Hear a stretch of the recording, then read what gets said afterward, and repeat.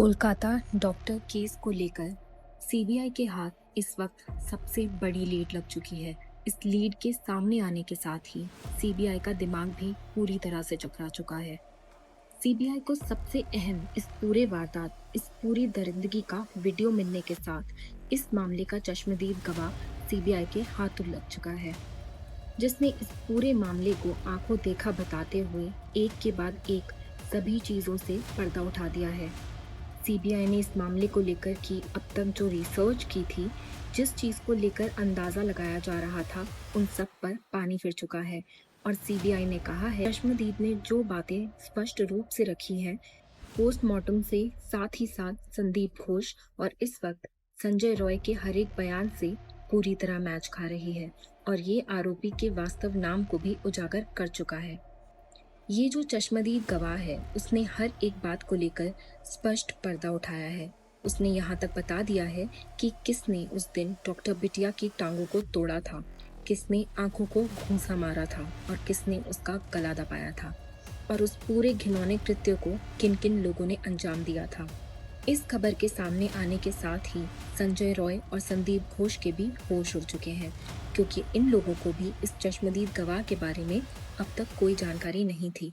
उन्हें लग रहा था कि जो सीसीटीवी फुटेज में कैद हुआ है, उन्होंने अपने फोन में रिकॉर्ड किया था। उसके अलावा इस पूरे वारदात का कोई आंखों देखा सबूत नहीं है। लेकिन इस गवाह के सामने आने के साथ ही ये पूरा मामला पलटता हुआ दिखाई दे रहा है। अब उस गवाह ने जिस आरोपी की तरफ इशारा किया है, उसे सुनने के बाद सीबीआई भी भौचक्की रह चुकी है। साथियों, जिस तरह से ये दरिंदा घटना को अंजाम दे रहा है, ये देख आपका दिल दहल जाएगा, आपकी रूह कांप जाएगी। तो चलिए, इस दिल दहला देने वाली घटना में क्या है पूरी बड़ी जानकारी।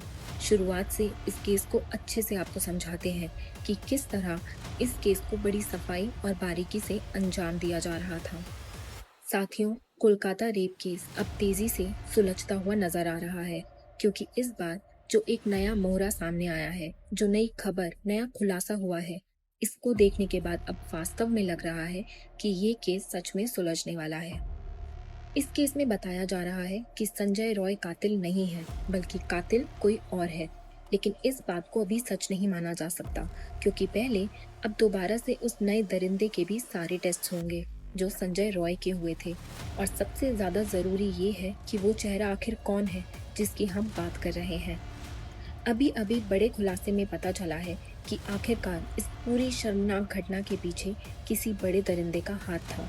अब अदालत में भी इस चीज का पर्दाफाश होगा। चलिए, असली दरिंदे को पूरी तरह से जानते हैं कि कैसे उसने इस कोलकाता रेप केस और मर्डर में घटना को अंजाम दिया।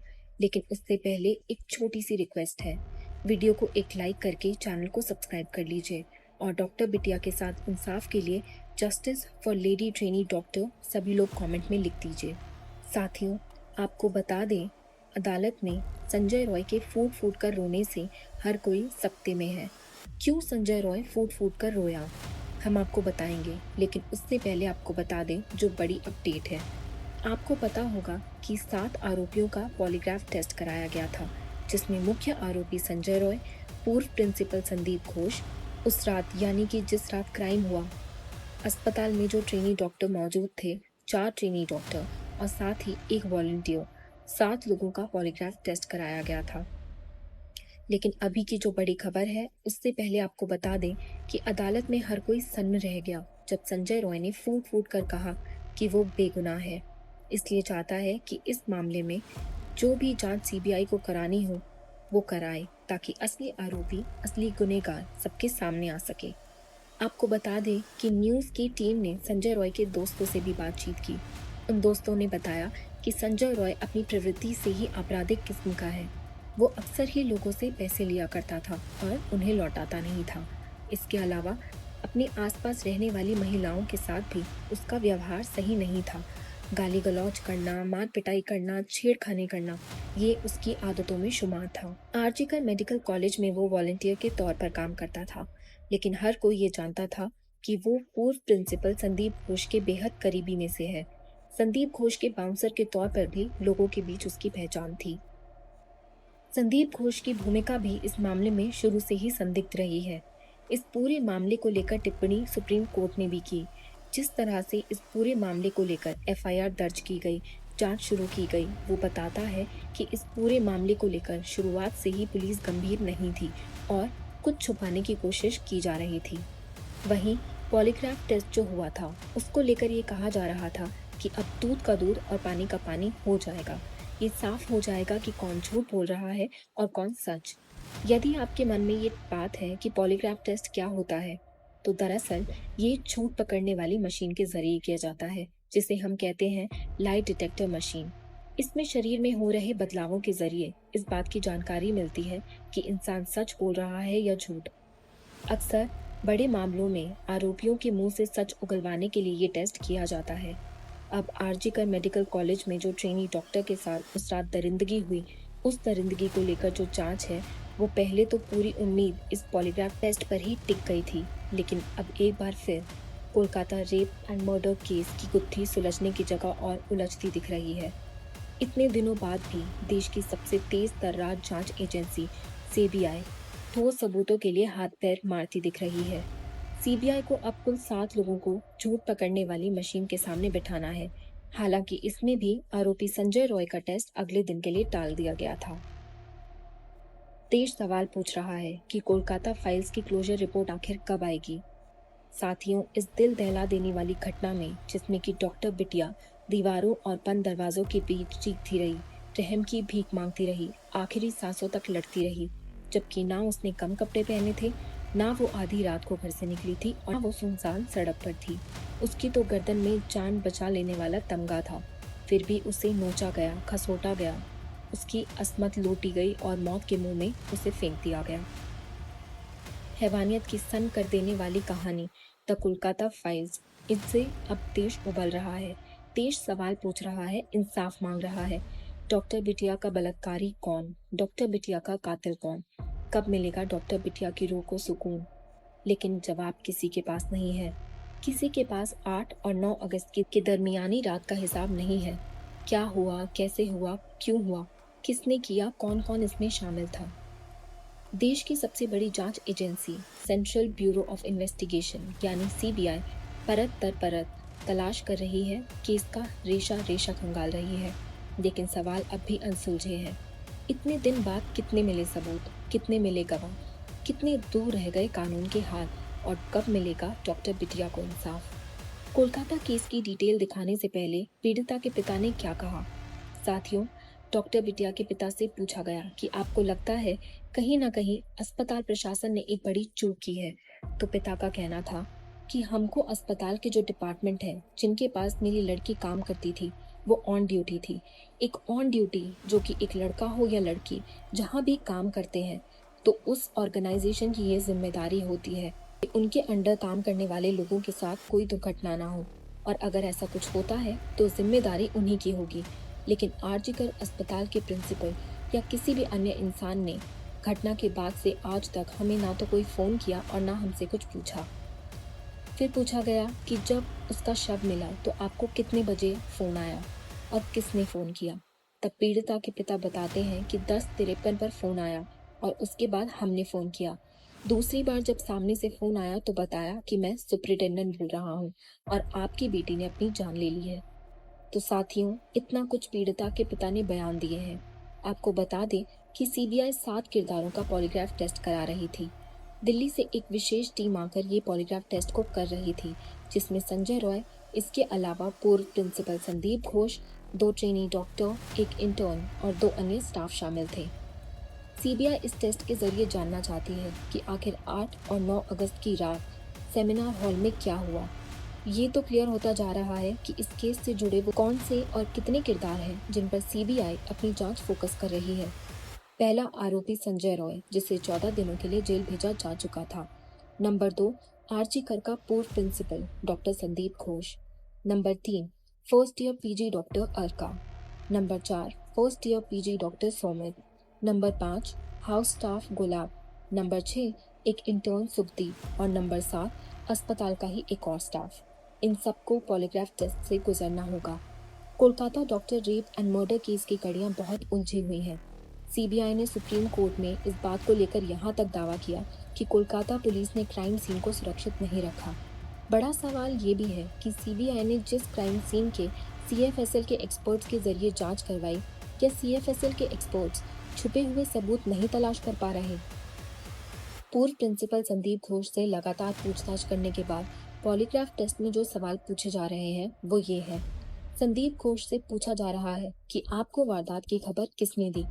सेमिनार हॉल के पास आपने मरम्मत क्यों कराई? आपने पुलिस को सूचना तत्काल क्यों नहीं दी? संदीप घोष आखिर क्या छुपा रहे हैं और क्या बता रहे हैं? उम्मीद है पॉलीग्राफ टेस्ट से इसका दूध का दूध और पानी का पानी हो जाएगा। लेकिन उस रात क्या हुआ था, इस गुत्थी को समझने के लिए सबसे पहले सीक्वेंस समझना होगा। सूत्रों के मुताबिक 8 और 9 अगस्त की रात वारदात की टाइमलाइन इस तरह से है। पीड़िता और 2 फर्स्ट ईयर के छात्र आरका और सौमित्र ने 12 बजे रात को साथ में डिनर किया। इसके बाद वो सेमिनार रूम में गए जहां 1-1:30 बजे तक वो रहे। नीरज चोपड़ा का जेवलिन फाइनल देखा।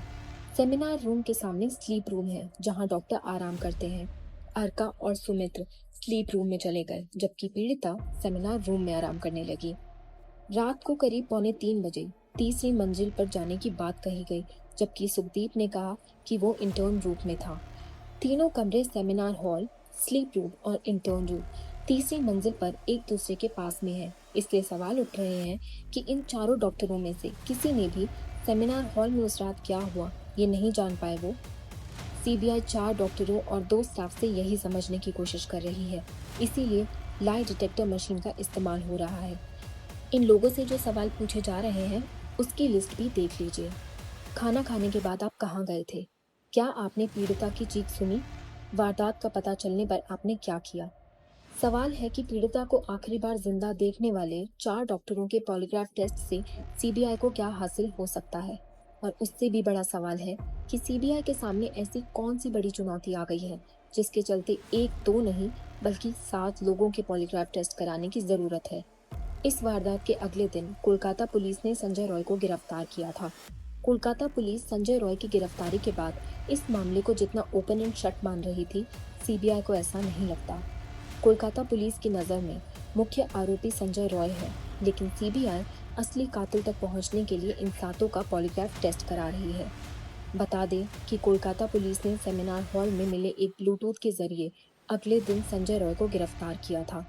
असल में सीबीआई के सामने सबसे बड़ी चुनौती ये है कि उन्हीं सबूतों पर जांच करने के लिए वो मजबूर हैं जो कोलकाता पुलिस ने उन्हें दिए, जैसे कोलकाता पुलिस द्वारा लिया गया पीड़िता का डीएनए सैंपल। सीबीआई की एंट्री से पहले ही पीड़िता की डेड बॉडी का पोस्टमार्टम हो चुका था और बाद में अंतिम संस्कार भी करा दिया गया। अब इस वजह से दोबारा सैंपल नहीं लिए जा सकते। सीबीआई के पास ना तो बॉडी है और ना ही स्पॉट पर मौजूद किसी एविडेंस का। मौका वारदात पर एक से ज्यादा लोगों के फुटप्रिंट भी जांच में अड़चन पैदा कर रहे हैं। जाहिर है टेक्निकल सबूत जुटाने में भी सीबीआई को दिक्कतें आ रही हैं। मतलब सवाल घूम फिर कर वहीं पहुंच जाता है कि क्या आरोपी संजय रॉय कातिल है या कातिल कोई और है? क्या कत्ल एक से ज्यादा लोगों ने मिलकर किया या कत्ल संजय रॉय ने किया और सबूत किसी और ने मिटाए? क्या कोलकाता पुलिस की थ्योरी सीबीआई के गले नहीं उतर रही? सीबीआई की टीम ने मौका वारदात का कई बार मुआयना किया, यहाँ तक कि 3D मैपिंग भी की गई ताकि कोई सबूत सीबीआई के हाथ लग पाए। सीबीआई सेमिनार हॉल में छुपे अदृश्य सबूतों को जुटाने की कोशिश कर रही है। कोलकाता केस इसलिए भी उलझ रहा है क्योंकि जिस आरोपी संजय रॉय को कोलकाता पुलिस ने गिरफ्तार किया उसका कहना है कि वो निर्दोष है, उसे फंसाया जा रहा है। संजय रॉय की वकील का कहना है कि वो पॉलीग्राफ टेस्ट के लिए इसीलिए तैयार हुआ क्योंकि सच सामने आ सके। लेकिन सवाल है कि क्या संजय सच बोल रहा है? कोलकाता केस की जांच कहीं उलझकर दम न तोड़ दे, इसलिए सीबीआई कोई कसर नहीं छोड़ना चाहती। वो हर तकनीक का इस्तेमाल कर रही है ताकि कोलकाता की मर्डर मिस्ट्री से पर्दा उठे। लेकिन इस तरह से इस घटना और वारदात ने कोलकाता ही नहीं बल्कि पूरे देश में आक्रोश की लहर दौड़ा दी। हर तरफ दरिंदे के लिए फांसी और बेटियों के लिए इंसाफ की मांग की जा रही है। सबकी नजरें सीबीआई जांच पर टिकी थी। सीबीआई कोर्ट में पहले ही ये क्लियर कर चुकी थी कि साक्ष्यों के साथ छेड़छाड़ की गई है, लेकिन अब बड़ी खबर आ रही है कि आरोपी संजय रॉय की वकील ने उसे बेकसूर बताया है। साथ ही वारदात के बाद से अब तक की जांच पर सवाल खड़े किए हैं। आरोपी संजय रॉय की वकील कविता सरकार ने एक अखबार को दिए इंटरव्यू में कुछ ऐसे दावे किए हैं जिसके बाद कई सवाल उठने लगे हैं। वकील ने क्या दावे किए हैं, पहले ये समझिए। आरोपी संजय रॉय ने खुद को बेकसूर बताया। आरोपी संजय रॉय कुछ छिपा रहा है। उसे नहीं पता कि वारदात को किसने अंजाम दिया और सिर्फ सीसीटीवी फुटेज से संजय रॉय को गुनहगार साबित नहीं किया जा सकता। Trainee doctor rape murder case में कोलकाता पुलिस ने संजय रॉय को गिरफ्तार किया और मुख्य आरोपी बनाया।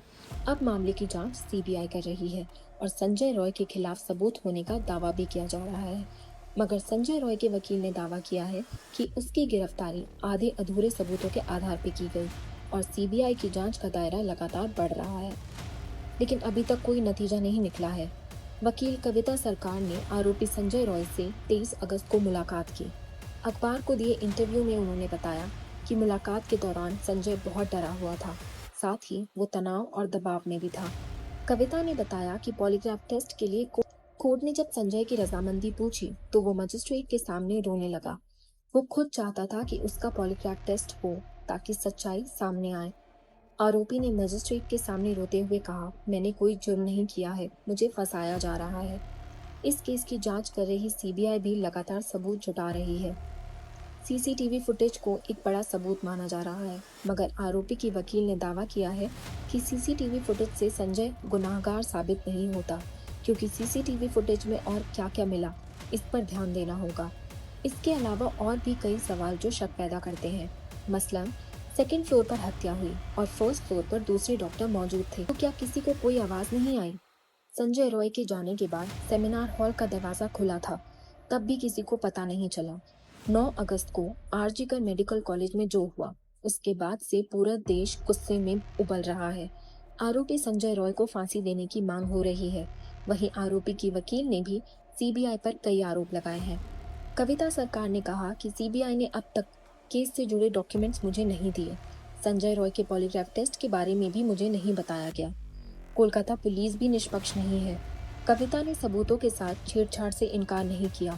साथ ही पीड़िता के पोस्टमार्टम में जल्दबाजी करने और नियमों का पालन न करने का भी आरोप लगा। केस पूरी तरह से उलझा हुआ है और अब संजय रॉय के वकील जिस तरह सवाल उठा रहे हैं, उससे साफ है कि इसमें अभी और भी कई परतें और भी कई राज छिपे हुए हैं। इन्हें उजागर करना सीबीआई के सामने अब एक बड़ी चुनौती है। दोस्तों, इस घटना को सुनाने का उद्देश्य किसी का दिल दुखाना नहीं, बल्कि आपको जागरूक करना है, सचेत करना है। इस पूरी घटना के बारे में आपकी क्या राय है? कमेंट बॉक्स में अपने विचार हमसे ज़रूर शेयर करिए। जल्द ही इस वीडियो का पार्ट 2 हमारे चैनल पर अपलोड किया जाएगा, तो सच्ची और पक्की खबर के लिए चैनल को सब्सक्राइब करके बेल आइकन को ज़रूर ऑन कर लीजिएगा। आपके लिए ये 1 सेकंड का काम है, लेकिन इससे हमें काफ़ी मोटिवेशन मिलेगा। धन्यवाद।